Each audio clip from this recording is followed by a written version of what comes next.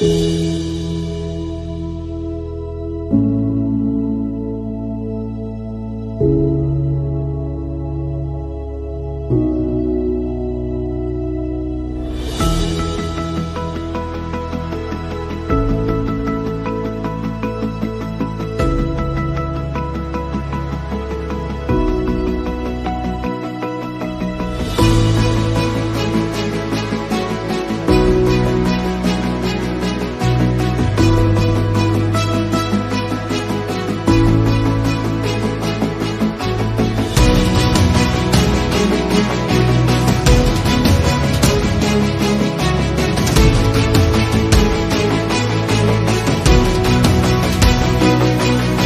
la iglesia decide permitirse que el Espíritu Santo te use y usted salga de esa puerta, usted va a ver el poder de Dios siendo manifiesto. Usted va a ver cómo aquel que estaba muerto pudo vivir.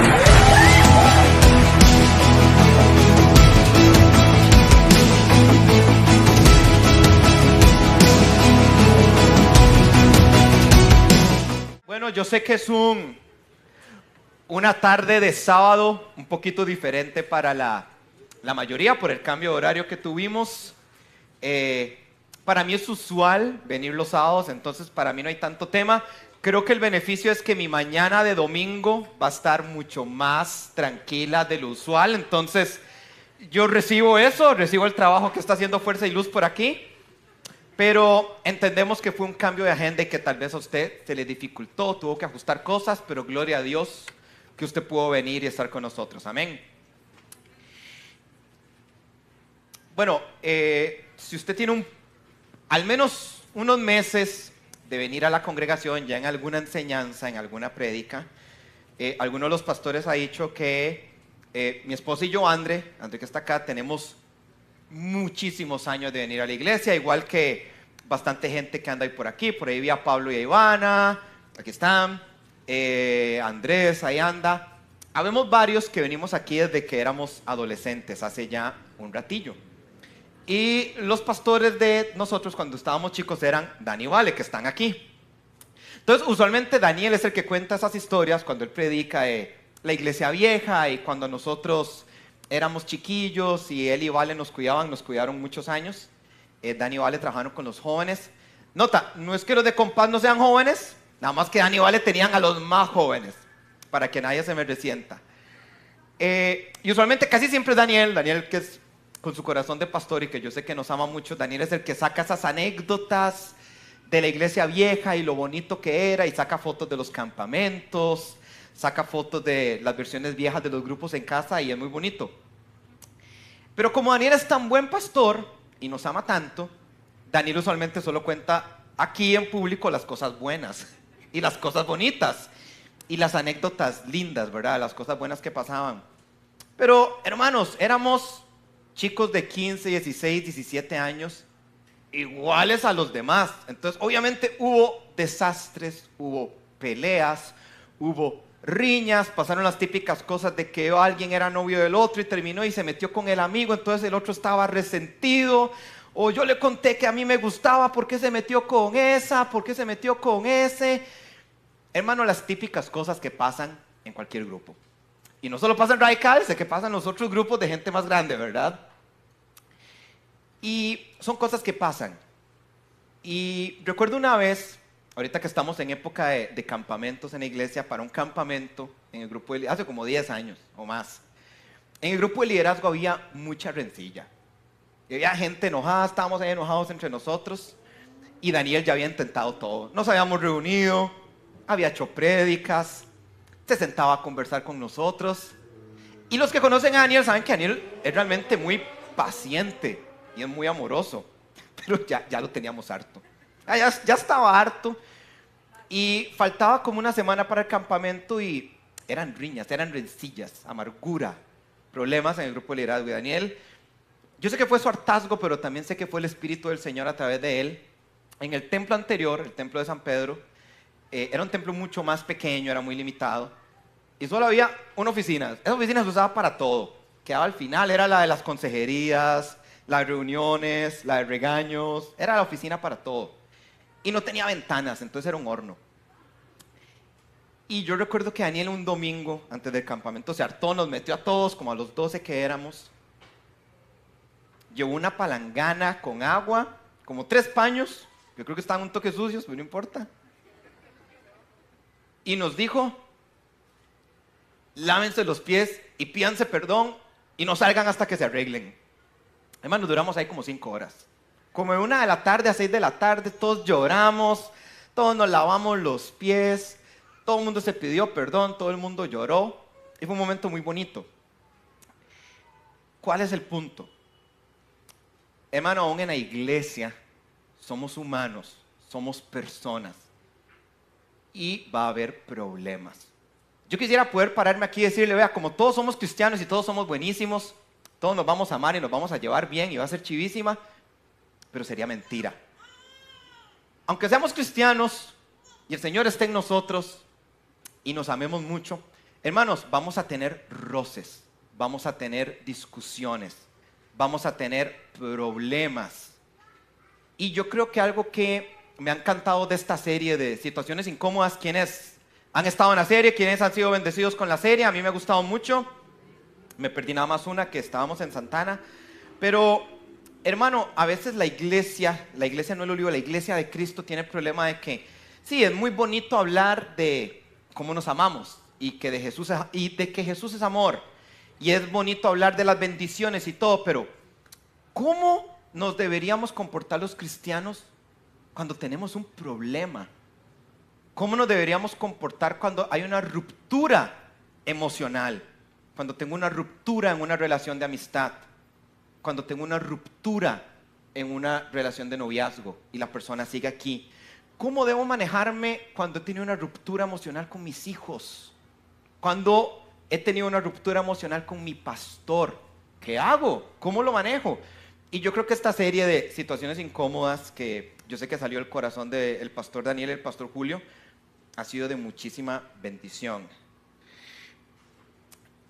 Y cuando Derek me asignó el tema, yo dije, ok, bueno, vamos a escarbarlo, ¿verdad? ¿Dónde en la Biblia hay temas de rupturas emocionales? Hay muchas.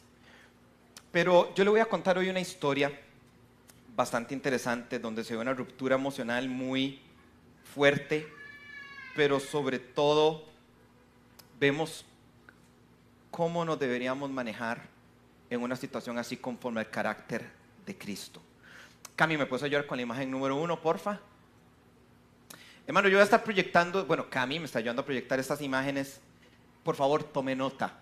O si quiere, tómale una foto, o como a usted se le facilite, mejor llevárselas, pero lléveselas. Y la primera nota es esta.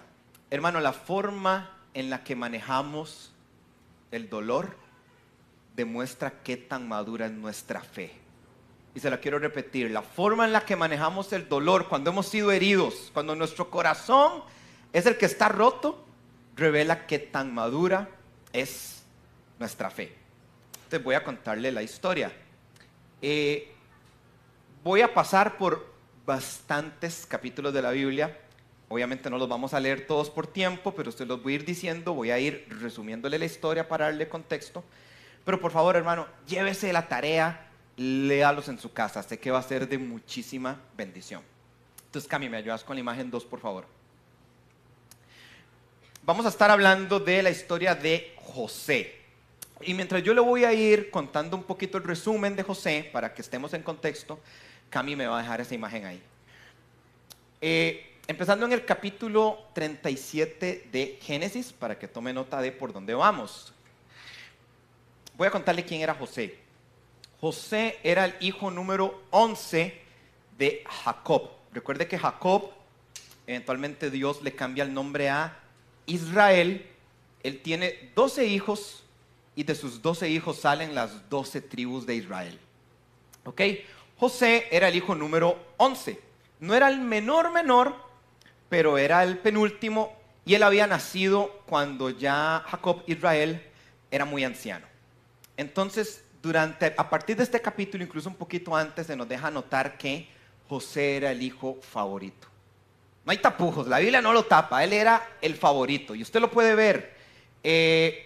Por ejemplo, todos sus hermanos tenían sus túnicas, ahí me las imagino como ponerse un yute, durísimas.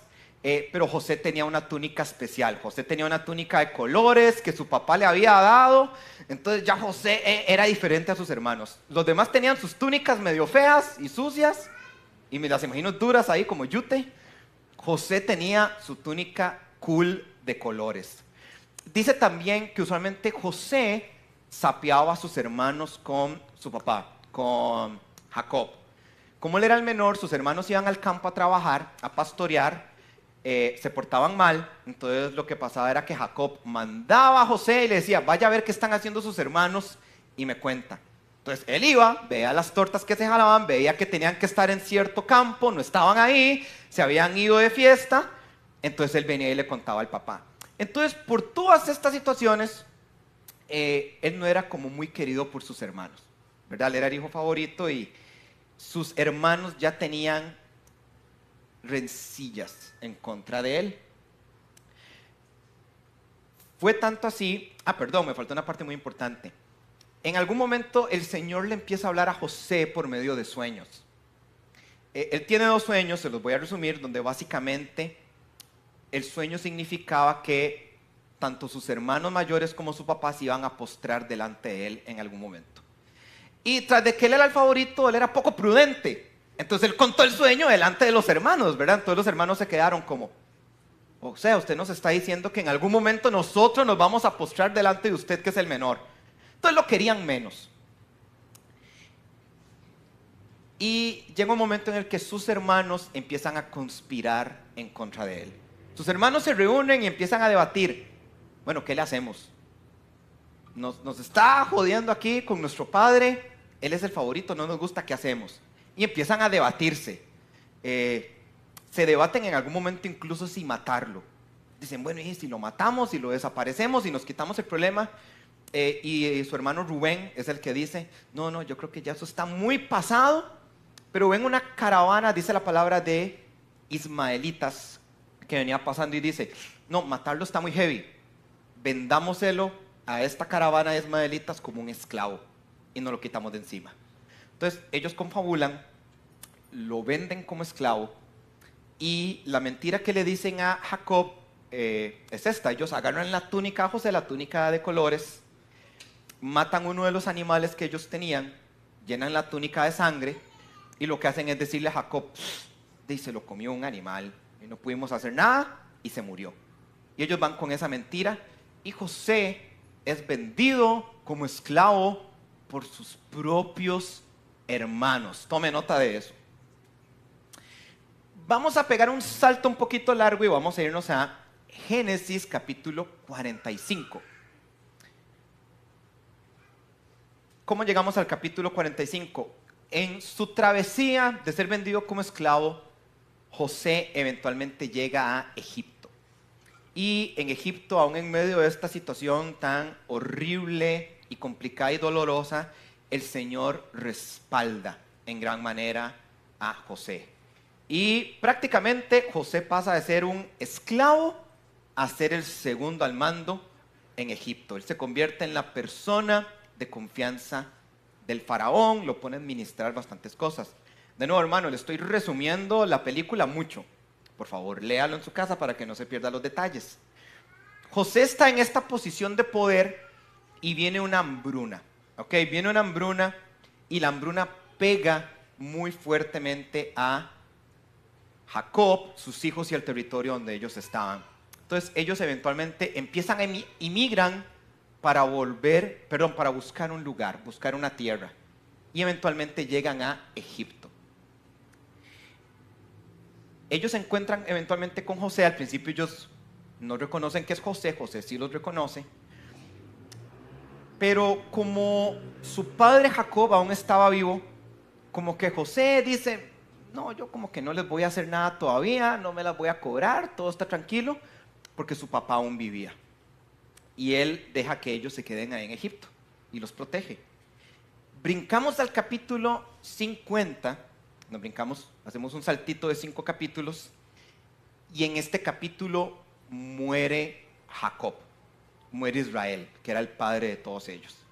Entonces, ellos eran 2 hermanos, recuerde. Entonces, cuando muere su padre, los otros 11 hermanos dicen, ya se murió papá, ahora sí José se va a poner pilas y nos va a cobrar lo que le hicimos. José va a cobrar venganza y ellos empiezan a tener muchísimo temor. De, ok, madre, ya no hay un límite. El límite de José era nuestro padre, ya está muerto.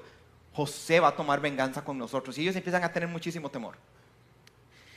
Y con ese contexto, hermanos, vamos a quedarnos en el capítulo 50 y vamos a aprender hoy cómo José maneja esta situación.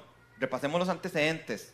Era odiado por sus hermanos, fue vendido como esclavo por sus hermanos y pasó un montón de situaciones horribles. Yo quiero que usted se intente imaginar el nivel de traición, el nivel de ruptura emocional que hubo ahí. Yo quiero que usted se imagine el dolor de saber que tu propia familia te abandonó y te vendió. Y quiero que usted se ponga en los pies de José.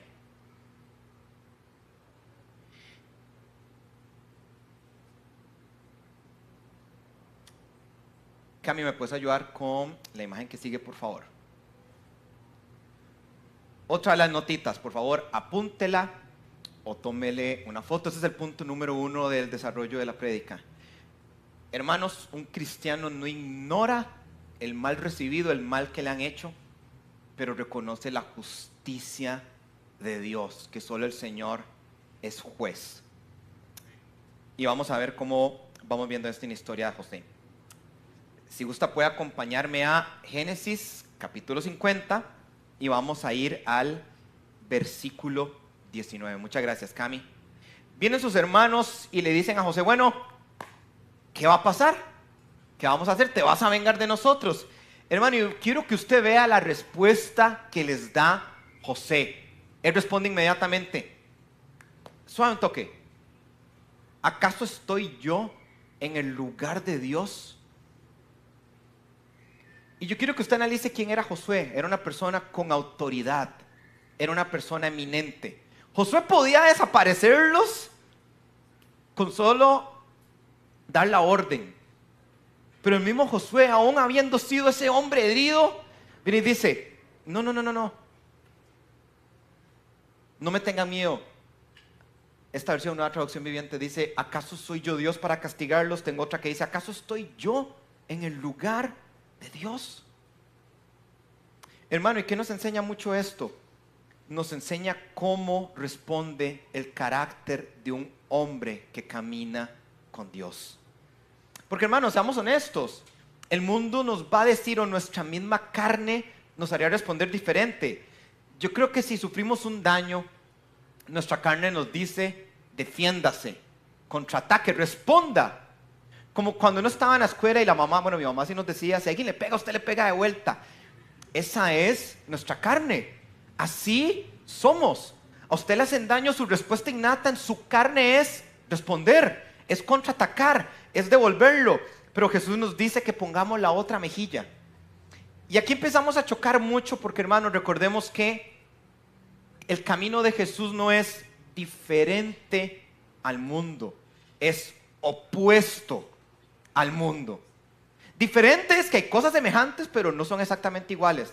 Mi hermano, y seguir a Jesús no es así. Seguir a Jesús es ser opuestos al mundo, totalmente opuestos, agua y aceite. Tal vez nuestra intención o nuestra respuesta cuando hemos sido heridos es venir y exponer al que me hirió. Y tal vez Daniel me hirió, no me gustó como me dijo alguna cosa, y yo vengo donde mi amigo Pablo y empiezo a exponer a mi pastor.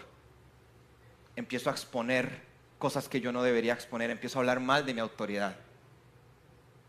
Pero la palabra me manda a guardar la honra de mis hermanos opuestos al mundo. Puede ser que mi impulso sea ajustar cuentas, o como decimos en buen tico, sacarnos el clavo. Sí, está bien, me hizo esto, pero apenas espérese y se la voy a aplicar. ¿No fue Jesús el que nos dijo que si nos robaban y nos quitaban la túnica, diéramos aún el abrigo también, hermanos? Eso es lo que nos dice Jesús. Tal vez nuestro impulso va a ser vengarnos. Usted me dañó. espérese, yo le voy a aplicar un daño aún mayor. Pero 1 Corintios dice que el amor todo lo soporta. Hermanos, si no es nuestro amor que podemos producir en nuestra carne. 1 Corintios está hablando del amor del Señor. 1 Corintios 13 habla del amor del Señor que es perfecto, que tiene que ser un fruto en nosotros. Porque tenemos a Cristo, significa que tenemos el Espíritu Santo. Y es inevitable, si el Espíritu que levantó a Jesucristo de los muertos está en usted y está en mí, es inevitable que no demos fruto de amor.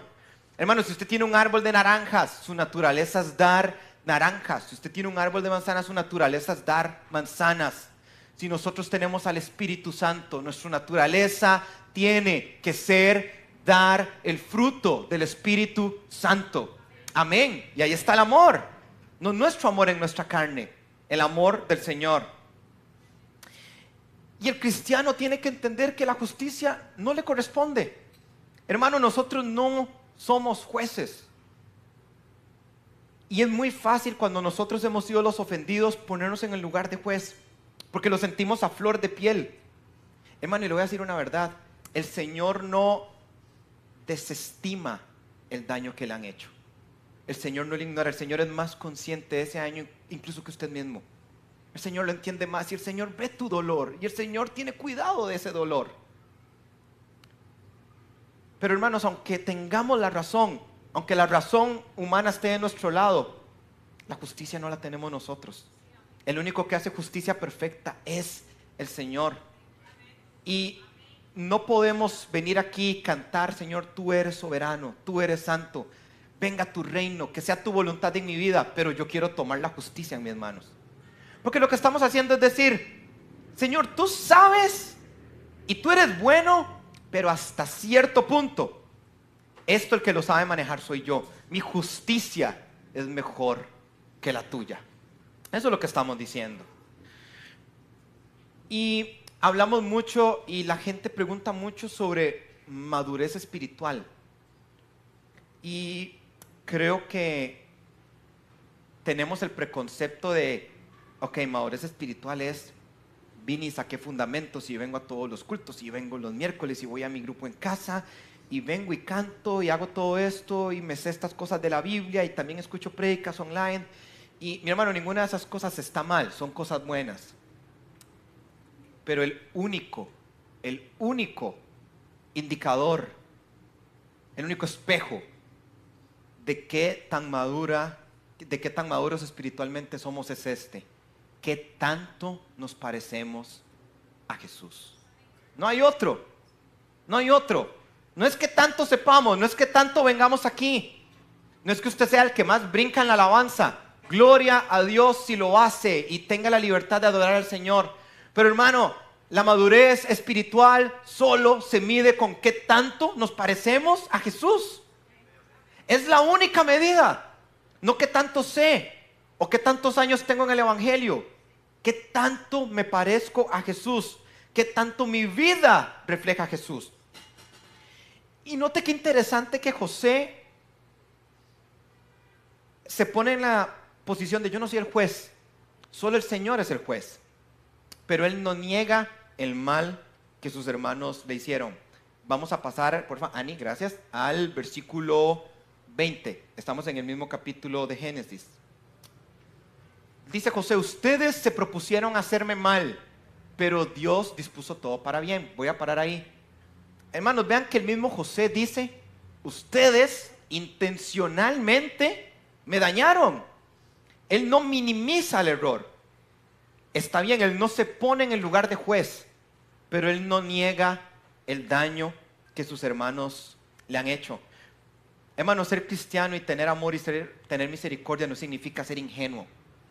No significa quedarse quieto en un lugar mientras le están dañando constantemente. No significa minimizar la herida que le han causado.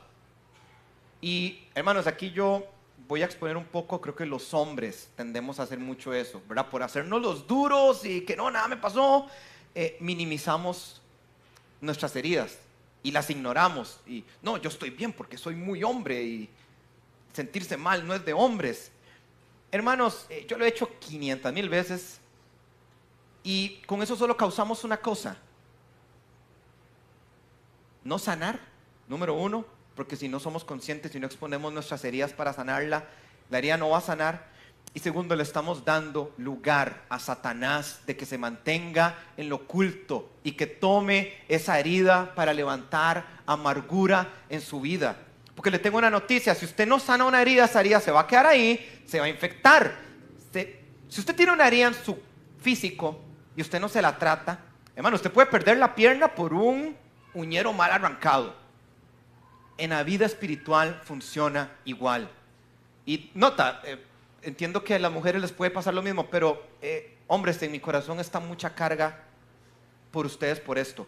Hermanos, hacernos los fuertes no nos hace fuertes, nos hace débiles. Acuérdense, estar en Cristo es opuesto al mundo. ¿Qué dice Pablo en Corintios? Donde tú eres débil, Cristo se hace fuerte. Amén. Hermano, no tome el lugar del juez. Si usted ha sido herido, no alimente conversaciones que reabren sus heridas. Y creo que esto pasa mucho. Las parejas terminan o hay un problema matrimonial, sobre todo los matrimonios, hermanos, esto es muy delicado. Y usted se va a ventilar sus cosas con la persona incorrecta, se presta para chismes, se presta para estar ventilando sus heridas. Hermano, eso no es sanar. Eso es reabrir las heridas. Porque si usted está llevando sus temas a la persona o personas incorrectas, no está buscando una solución. Está exponiendo a su pareja y está constantemente reabriendo y echando sal y echando limón en esa herida que no ha sido sanada.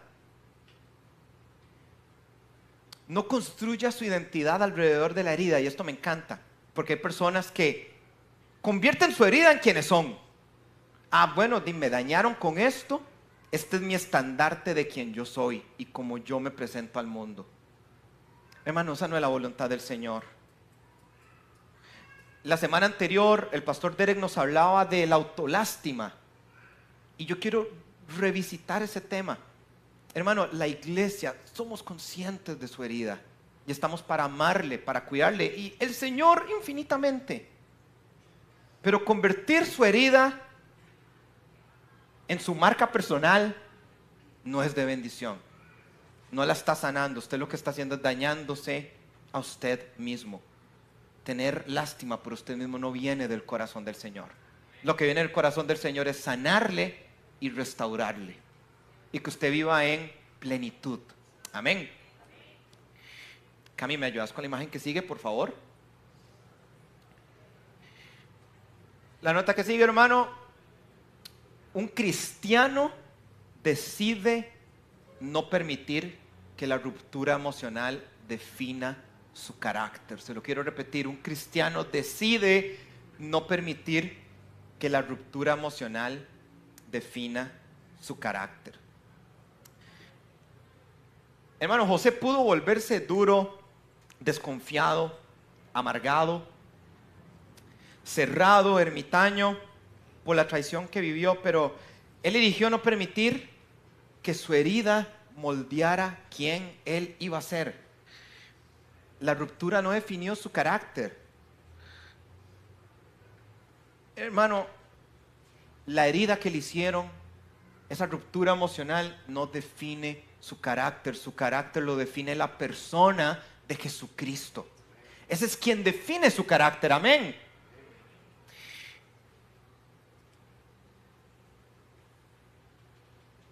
Hermano, si usted ha sido herido por su pastor, sea en esta casa o sea en otro lugar donde usted tal vez fue herido, hermano, cerrarse, convertirse en esa persona de: no, yo no vuelvo a confiar en nadie, yo no vuelvo a contarle mis cosas a nadie, yo vengo, escucho lo que hablen en la prédica y me voy. No, yo no me voy a integrar a ningún grupo de vida, yo voy a ir y me van a hacer daño. No, yo no me voy a integrar a ningún grupo en casa, yo no me voy a abrir a tener amigos. Hermano, usted lo que está haciendo es privarse de muchísimas de las bendiciones que el Señor le va a dar a través de la iglesia. Porque la iglesia no es venir a escuchar a alguien un sábado o un domingo. La iglesia es el cuerpo. La iglesia es tener amigos aquí que le aman, que le sostienen cuando usted falla, que le sostienen cuando usted cae. Es tener pastores que velen por usted. Hermano, y si usted, con la excusa de que fue herido, no se está dejando pastorear, yo tengo una noticia: usted está en pecado. Porque la palabra nos manda a ser sujetos a nuestras autoridades, a ser discipulados, a ser enseñables, a tener un corazón enseñable. Y si usted está viniendo aquí a calentar silla, a todos los cultos que podamos inventar aquí, pero usted no está siendo pastoreado, rindiendo cuentas, confrontado con su pecado, llevando un proceso de sanidad, mi hermano, usted no es discípulo de Cristo. Puede ser discípulo de yo no sé quién, pero de Cristo no es, porque usted no está siendo discipulado o discipulada. No existe Dios a mi manera. Hermano, eso no existe. No existe Dios a mi manera en mi casa. Eso no existe. Usted se inventó otro Dios que no es nuestro Dios. Usted se inventó un Dios a su medida. No es Dios. Porque el Señor dejó estipulado en su palabra cómo funciona su diseño y cómo funciona la iglesia. Hermano, y las autoridades son perfectas. No, hermano, yo esta semana le he tenido que pedir disculpas como a 4 personas. Con toda la humildad. Porque todos fallamos. Todos vamos a fallar. Todos necesitamos gracia. Y decirle que sus autoridades van a ser perfectas sería otra mentira. Pero hermano, que una herida con una autoridad actual o anterior no le quite la bendición de ser discipulado y de ser pastoreado. Si usted ha tenido esos pensamientos de yo no voy a volver a confiar, yo no me voy a volver a abrir, yo no me voy a involucrar, hermano, usted no es iglesia. Y entiendo su dolor, y yo no quiero que usted sienta juicio. Yo lo entiendo, todos lo podemos entender. Pero tomar su herida y convertirla en su excusa para ser la oveja que se sale del redil no es correcto. No es correcto. ¿Qué es lo correcto? Seguir el proceso y que el Señor ponga bálsamo en esa herida y usted sane. Si los músicos me pueden ayudar, porfa.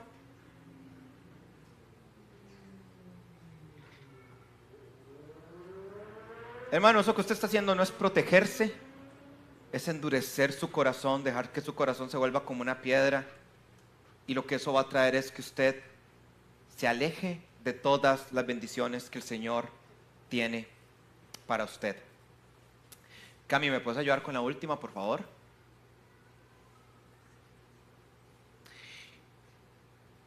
Hermano, un cristiano busca el propósito de Dios en medio de esa ruptura emocional. Un cristiano busca cuál es el propósito de Dios en medio de esa ruptura emocional. Me mantengo en Génesis 50:20. Viene José y le dice a sus hermanos: yo sé que ustedes me dañaron, pero ¿saben qué? El Señor usó toda esta situación para bien. Hermano, porque nosotros descansamos en que Él es bueno y que para los que lo aman todas las cosas ayudan a bien.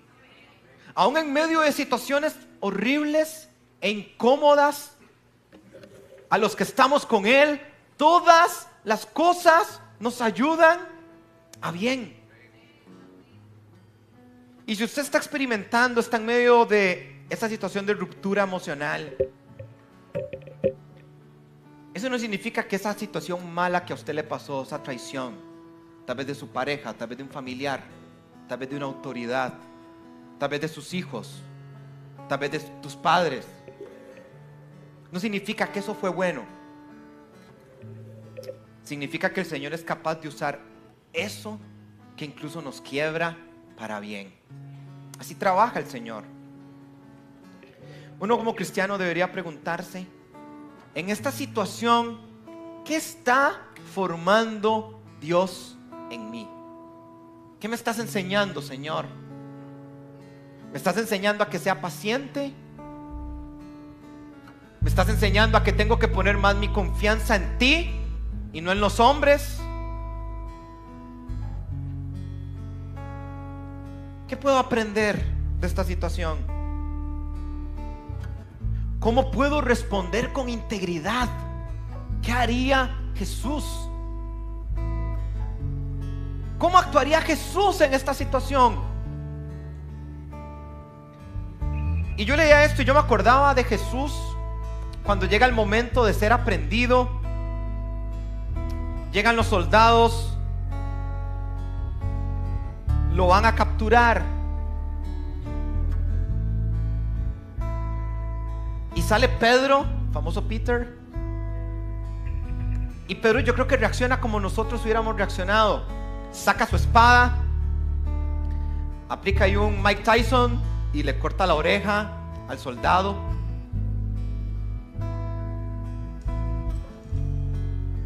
Para defender a su maestro, defenderse a él. Pero hermanos, ¿recuerdan qué hizo Jesús? El que iba a ser aprendido, el que iba a ser muerto, molido. Él calmó a su discípulo, tomó la oreja de ese soldado, hizo un milagro de sanidad, se la puso y siguió camino a cumplir el propósito que debía ser cumplido en él para que usted y yo estemos hoy aquí. Hermanos, estamos muy acostumbrados a buscar lo propio, a velar por lo nuestro, a velar por nuestra razón, por nuestros derechos, por nuestros privilegios, por nuestro lugar, por lo que creemos merecer. Pero no nos manda Jesús a morir a nosotros mismos. Eso significa que todo eso no vale. El que quiera ser mi discípulo, muera a sí mismo, tome su cruz y sígame.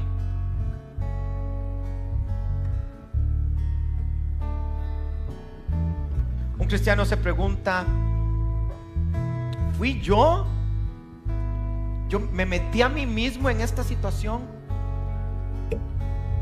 Porque muchas veces levantamos la mirada: Señor, ¿por qué estoy aquí? ¿Por qué estoy viviendo esto? Y yo imagino que Jesús muchísimas veces se queda: usted se metió. Estoy seguro que la gran mayoría.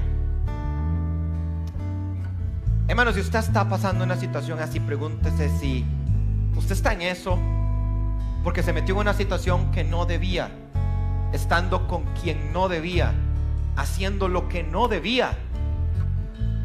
Muchas veces nosotros nos metemos ahí y después decimos: Señor, ¿pero por qué?